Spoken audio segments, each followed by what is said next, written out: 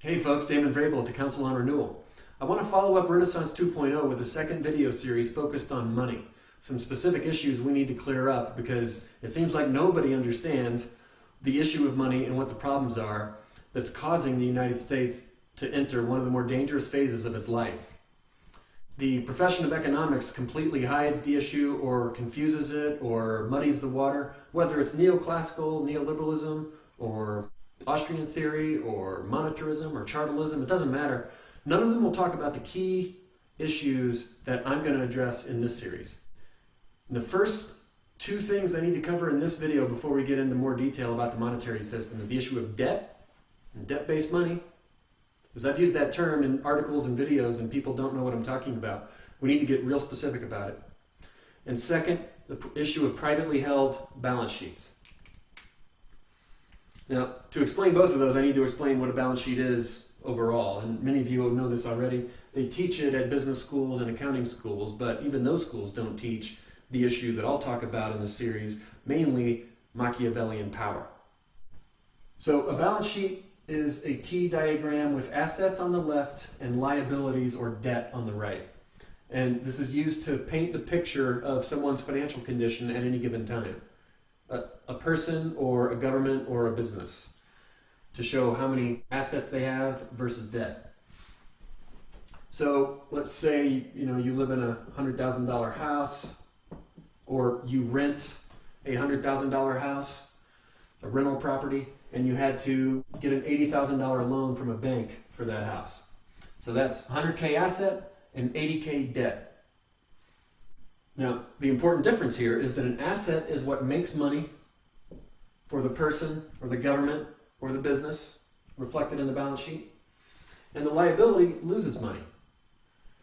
It costs you money over time, plus you owe it back to someone else. It's not something that you will keep. And in a world governed by money, where money rules the world, it's what determines power. If you have something that makes money, that increases your power, or the person, or the government, or the business's power.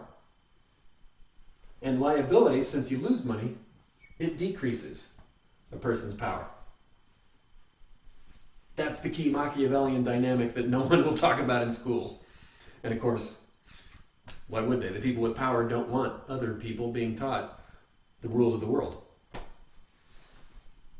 But remember this diagram. You're going to see it in a lot of the other videos. The T diagram and what makes money and loses money and makes and loses power.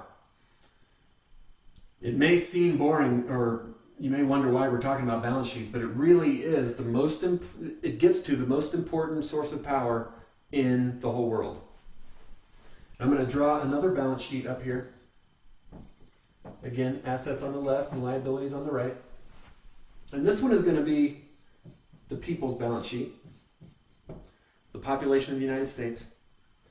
And this will be the banking system's balance sheet. You need to see this picture in order to understand our monetary system. Just reading Austrian theory about the need for intrinsic value, or reading the gold bugs about the need for gold backing, it's not true. And reading the monetarists about the quantity theory of money. It all misses this issue here, where all money in our system comes into the economy as an asset to the bank. What an amazing power, isn't it? To be able to create electronic digits, put them on your balance sheet, something that makes money and gains power for you. Because they aren't really loaning anything. They're just adding electronic digits to someone's bank account. And it's people that sign up for debt. So all money comes into the system as a debt to the people. It's on the liability side of their balance sheet. All money comes into the system that way. And so what do you know already, just based on this diagram? Well, you know that the monetary system, by its very design, is designed to make money and gain power for the banks, and over time lose money and reduce power of the people, or the government, or other businesses that aren't aligned with the banking system. Whatever is on this balance sheet over here, it doesn't matter what it is. Everything else besides banks can only get debt. As far as source money coming into the system, it all comes into the system as debt. Now, isn't that a bit ridiculous to have a monetary system that only serves a few people in a nice clique over here and is designed to diminish the power of everyone else? And that's the first major point I wanted to make. Now, this means a lot of things that we'll get into in other videos, and I addressed it in Renaissance 2.0 to some degree. But one of the things this means is that Austrian theory, the Austrians who say we just need to save more and that'll fix our economy, well, it's impossible to have net savings in a system where all money comes from debt. That's an illusion now. It's been an illusion for 30 or 40 years. It was true back when Austrian theory was written, back when the people had money that was an asset to them, and they could store in the bank for a fee, and then the banks could use it for investment. That real savings could exist back then. It cannot exist now. On a net collective basis, it can't exist because everyone's in debt. They can make an illusion of it by hiding it on the government balance sheet, and that's what we did for a long time. But there is no net savings. That's not the solution. The other thing to mention is that this is usury. It's monolithic usury. It's a pyramid system where a few people kind of live off the backs of everyone else. And that seemed like a good thing in the first phase, in the first few phases. But now we're getting to the point of saturation. And we're getting to the point where people are realizing their debt slavery condition. And so that's a problem, having a monetary system built 100% on usury. Now, this also sets up a major divide in the world between, on the one hand, capital holders. These are the richest people in the world, the richest pools of capital in the world. And on the other, generally, we'll just say the people. So you have private capital holders versus the people. And the capital holders control the private banking system.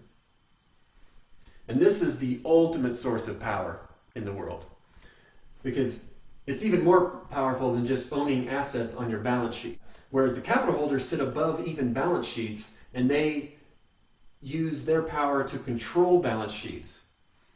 Not only do they control the banking system, but through the banking system, they control everybody else's balance sheet, all the other people, governments, and non-bank businesses. So these are the ultimate Machiavellian controllers in our system.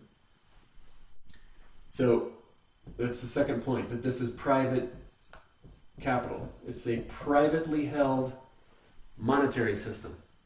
The monetary system itself is privately held. Don't believe the lie that government prints money. It hasn't happened in ages. It's not true. We get liquidity, we get money from going into debt, ultimately to the private capital holders. And they're not the only ones over here on this side of the world. You also have, like the top MBAs, the people that come out of the top business schools and go to work for the elite banking system. The top JDs, the top lawyers, they go to the law firms that work with the banking system.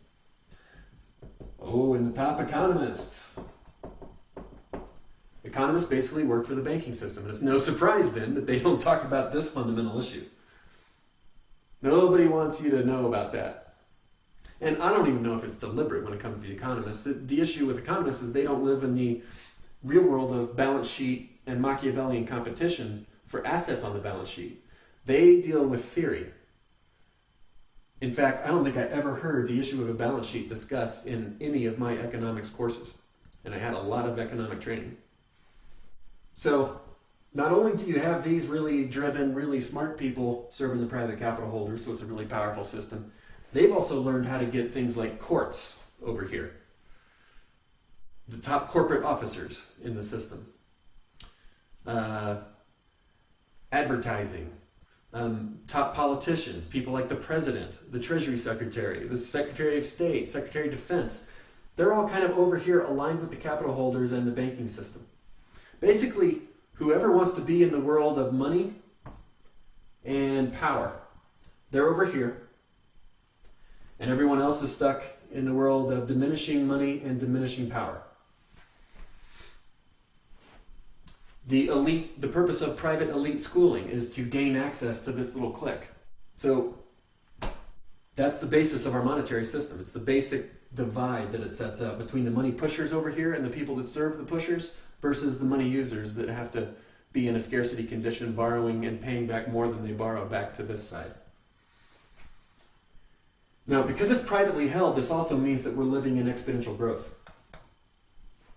Economists will study this issue and wonder why the debt grows exponentially, why the United States government debt is where it is today. Because they have complex mathematical models that say that debt should be able to be steady state. Well, again, that's because economists live in the theoretical world. They aren't looking at the issue of who owns the balance sheet, who controls the monetary system. It sits on privately held balance sheets controlled by private capital holders, which means return on capital dictates the monetary system's growth. The capital holders demand a 2 or 3 or 5% return every year. That's exponential growth. So it's no accident that the United States government's debt keeps increasing exponentially. The politicians will love to put on a stage show arguing back and forth. Oh, Republicans, it's the Republicans' fault, it's the Democrats' fault. Every 4 years they make the same argument and they don't bother to notice that it never changes. The exponential growth curve continues. You would think that they'd be like, maybe it's not our fault. But they don't bother to notice that it doesn't matter who is in power over here. The system must grow exponentially because of this private nature.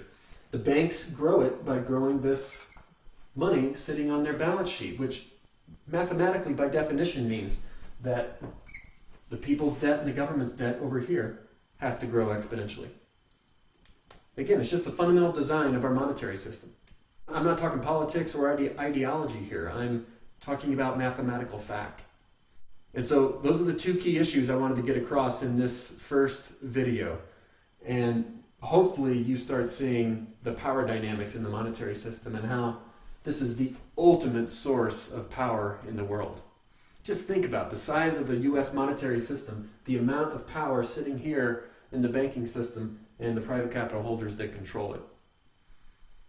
Machiavelli never dreamed of such power.